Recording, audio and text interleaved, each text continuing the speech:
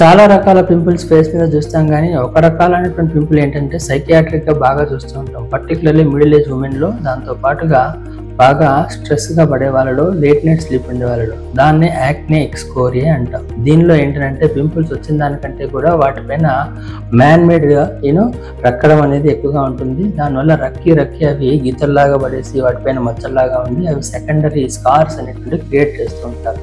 So ఈ acne ఎక్స్కోరియాలో అసలు pimples అనేటువంటి వచ్చి వెళ్ళిపోయేదాన్ని అక్కడే ఉంచేసి మనం మచ్చలు గుంతలు అనేవి తెచ్చుకుంటాం. అండ్ దీనికి మెయిన్ రీజన్స్ ఏముంటాయంటే స్ట్రెస్ ఎక్కువగా ఉండడం, అండ్ ఆల్సో హార్మోనల్ ఇంబ్యాలెన్స్ ఉండడం, పీసీఓడి లాంటి సమస్యలు రావడం, దాంతోపాటుగా weight gain and also binge eating ఇట్లాంటి కండిషన్స్ ఉండడం.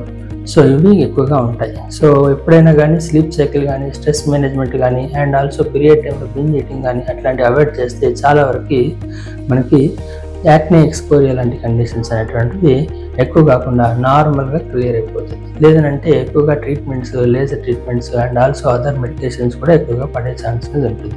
మీకేమైనా స్ట్రెస్ యాక్నే ఉందా? Let me no.